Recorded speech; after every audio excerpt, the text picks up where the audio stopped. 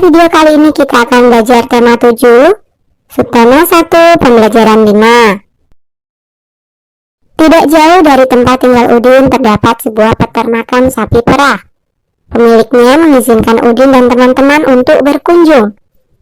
Tentu saja Udin dan teman-teman merasa senang. Di peternakan Udin melihat banyak sapi perah. Ada yang sedang diperah susunya, ada juga yang sedang memakan rumput. Udin diberi teks bacaan tentang susu sapi dan cara pengolahannya. Udin dan teman-teman membacanya bersama-sama. Banyak sekali hasil pengolahan susu sapi. Mari membaca teks berikut. Pengolahan susu sapi. Susu merupakan hasil utama dari sapi perah. Susu sapi segar memiliki daya tahan sekitar 5 jam saja. Susu perlu diolah dengan baik supaya gizi dalam susu dapat dinikmati kapan saja. Pengolahan susu sapi dapat dilakukan dengan teknologi pangan. Teknologi pangan penting untuk menghasilkan jenis makanan baru. Teknologi pangan juga menjaga agar makanan tetap awet. Susu sapi dapat diolah menjadi berbagai jenis makanan baru. Contohnya adalah yogurt, keju, permen, mentega, hingga es krim. Hasil olahan susu sapi biasanya sangat disukai oleh anak-anak. Dalam proses pengolahan susu yang paling penting setelah hasilnya adalah cara mengemasnya. Pengemasan produk dapat menentukan daya tahan makanan tersebut. Daya tahan susu yang dikemas dengan plastik biasa akan berbeda dari susu yang dikemas dengan kardus kedap udara. Apakah manfaat dari teknologi pangan dalam pengolahan susu sapi? Buatlah kelompok yang terdiri atas 4 orang. Tuliskan pendapat setiap anggota kelompok. Nah, pendapat yang pertama, gizi dalam susu dapat dinikmati kapan saja. Kemudian pendapat yang kedua, menjaga makanan berbahan susu menjadi lebih awet. Pendapat yang ketiga, mengolah susu menjadi produk baru seperti yogurt, keju, mentega, dan es krim. 4. Makanan berbahan susu lebih menarik bagi anak-anak. Berdasarkan hasil diskusi, manfaat dari teknologi pangan dalam pengolahan susu sapi adalah gizi dalam susu dapat dinikmati kapan saja, menjaga makanan berbahan susu menjadi lebih awet, mengolah susu menjadi produk baru seperti yogurt, keju, mentega, dan es krim, dan makanan berbahan susu lebih menarik bagi anak-anak. Amati kata-kata yang digarisbawahi pada teks pengolahan susu sapi. Carilah arti kata tersebut menggunakan kamus. Kamu bisa minta bantuan kepada orang tua atau gurumu. Daya tahan artinya kemampuan bertahan terhadap segala pengaruh dari luar yang dapat merugikan, seperti penyakit, serangan musuh, godaan, dan sebagainya. Teknologi artinya adalah metode ilmiah untuk mencapai tujuan praktis atau ilmu pengetahuan terapan. Pengemasan artinya proses, cara, perbuatan mengemasi. Kedap udara artinya tidak mudah atau tidak dapat dimasuki atau ditembus oleh udara. Membuat kalimat baru menggunakan kata-kata di atas. Yang pertama adalah daya tahan. Contoh kalimatnya, susu sapi dapat meningkatkan daya tahan tubuh. Kemudian yang kedua, teknologi. Contoh kalimatnya, susu sapi diolah menjadi yogurt menggunakan teknologi fermentasi. Kemudian kata yang ketiga adalah pengemasan. Contoh kalimatnya, pengemasan produk susu membuat susu menjadi lebih awet. Dan yang keempat adalah kedap udara. Contoh kalimatnya, kemasan kedap udara menjadikan makanan lebih awet. Simaklah cerita gurumu tentang keberagaman dalam kehidupan sehari-hari. Hari semakin siang. Bayu mengajak Udin dan teman-teman untuk beristirahat sejenak. Di halaman depan peternakan terdapat toko yang menjual berbagai hasil olahan susu.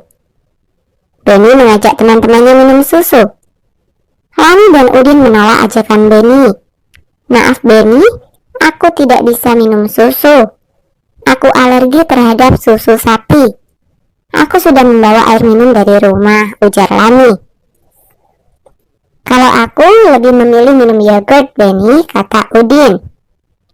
Setiap orang memiliki pilihan yang berbeda. Benny menghargai pilihan teman-temannya. Benny tidak marah walaupun ajakannya ditolak.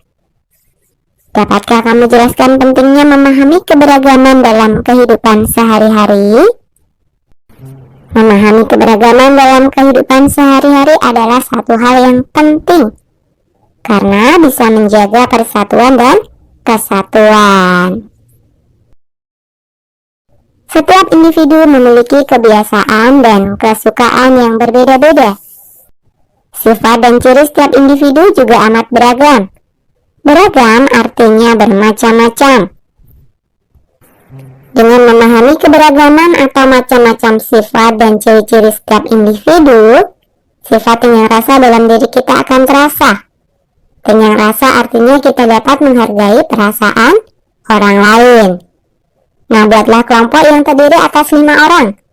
Diskusikan sebuah cerita tentang teman satu kelompok yang memiliki sifat bermacam-macam. Bagaimana sikap yang harus kita ambil dalam menghadapi perbedaan?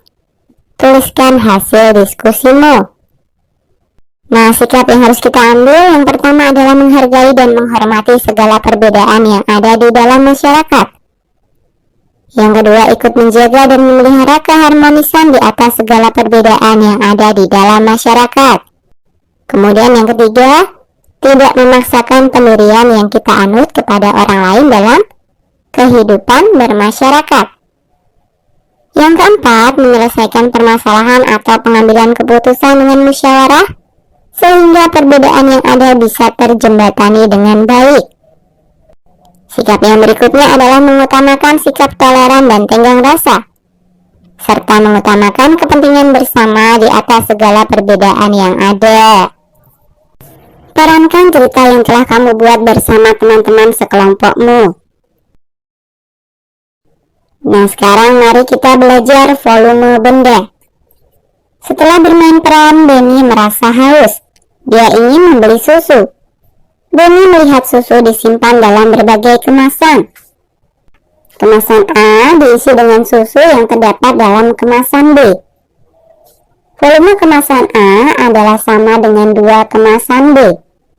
Kemudian kemasan A diisi dengan air yang terdapat dalam kemasan C. Volume kemasan A sama dengan 4 kemasan C. Maka volume kemasan A, B, dan C berbeda. Kemasan susu merupakan satuan volume tidak baku. Nah, buatlah kelompok bersama teman-temanmu. Lakukan percobaan mengukur volume. Ikuti langkah berikut. 1. Kumpulkan botol minum dari setiap anggota kelompok. 2. Siapkan alat ukur berupa gelas plastik berukuran sama. 3. Ukur volume dari air minum di setiap botol minum. 4. Tunjukkan volume air dari setiap botol dengan mewarnai batas air seperti pada gambar di bawah ini. Contoh, gelas yang pertama adalah air dari botol minum Udin. Kemudian gelas yang kedua adalah air dari botol minum Siti. Yang ketiga adalah air dari botol minum Edo. Yang keempat adalah air dari botol minum Dayu. Dan yang kelima adalah air dari botol minum Benny. Botol minum milik Siti memiliki volume paling banyak. Botol minum milik Edo memiliki volume paling sedikit. Nah, coba ukur volume benda lainnya yang terdapat di sekitarmu. Jelaskan cara mengukur volume benda tersebut pada guru atau teman-temanmu. Nah, misalkan saja benda yang akan diukur volumenya adalah batu. Cara mengukur volumenya adalah sebagai berikut. 1. Gelas ukur diisi air dan dicatat berapa volume awalnya. 2. Batu yang volumenya tidak beraturan dan akan diukur volumenya ini kemudian dimasukkan ke dalam gelas ukur. 3. Air di gelas ukur akan terdesak oleh benda yang dimasukkan tadi. 4. Air yang terdesak akan meningkat volumenya. 5. Volume akhir air di gelas ukur akan meningkat. Dan peningkatan ini sama dengan volume batu tidak beraturan tadi. 6. Sehingga dengan mengetahui perubahan volume air di gelas ukur, kita akan mengetahui volume batu tak beraturan tadi. Contoh air di dalam gelas ukur awalnya adalah 50 ml. Setelah dimasukkan batu menjadi 60 ml. Maka volume batu adalah 60 ml dikurangi 50 ml. Hasilnya adalah 10 ml. Membandingkan volume benda. Amati gambar berikut, lingkari gambar yang memiliki volume lebih banyak. Manakah yang kita lingkari? Iya, galon. Mengurutkan volume benda cair. Amati gambar berikut. Urutkan kotak susu di atas mulai dari kotak yang bervolume paling sedikit hingga kotak yang bervolume paling banyak. 3, 2, 1. Urutkan mulai dari gelas yang memiliki volume paling banyak hingga volume yang paling sedikit. 3, 2, 4, 5, dan 1. Oke, sampai di sini dulu video kali ini ya. Sampai jumpa di video berikutnya.